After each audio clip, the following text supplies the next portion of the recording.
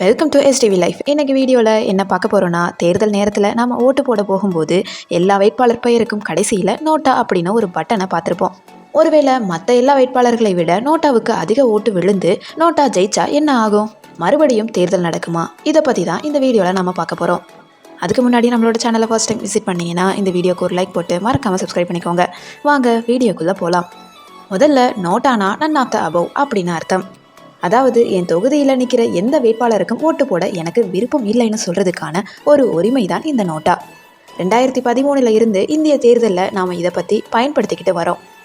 இப்போது முக்கியமான விஷயத்துக்கு வருவோம். ஒரு தொகுதியில் நோட்டாவுக்கு முதல் இடமும் வேறொரு வேட்பாளருக்கு 2வது இடமும் கிடைக்குதுன்னு வைப்போம். இப்போது நோட்டா ஜெயிச்சா அறிவிப்பாங்களா? நிச்சயமாக இல்லை. நம்ம நாட்டின் தேர்தல் விதிப்படி ரூல் நம்பர் 64, நோட்டாவுக்கு எத்தனை ஓட்டுகள் விழுந்தாலும் அதற்கு அடுத்தபடியாக எந்த வேட்பாளர் அதிக ஓட்டு வாங்கி இருக்காரோ அவர் தான் வெற்றியாளராக அறிவிக்கப்படுவார். உதாரணத்துக்கு சொல்லணும்னா, நோட்டாவுக்கு 1 லட்சம் ஓட்டும் ஒரு வேட்பாளருக்கு 50,000 ஓட்டும் விழுந்தா அந்த 50,000 ஓட்டு வாங்கின வேட்பாளர் தான் எம்எல்ஏ அல்லது எம்பியாக பதவியேற்பாங்க. உடனே நோட்டாவுக்கு மதிப்பே இல்லையான்னு கேட்காதீங்க. நோட்டாவுக்கு அதிக ஓட்டு விழும்போது அந்த தொகுதியில் இருக்கிற அரசியல் கட்சிகள் மேலே மக்களுக்கு நம்பிக்கை இல்லைங்கிற செய்தி தெளிவாக போய் சேரும்.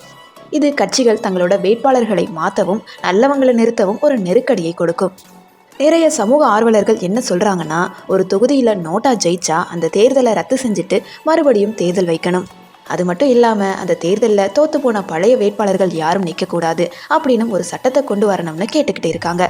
அப்படி வந்தால் நம்ம ஜனநாயகம் இன்னும் வலுவாகும்.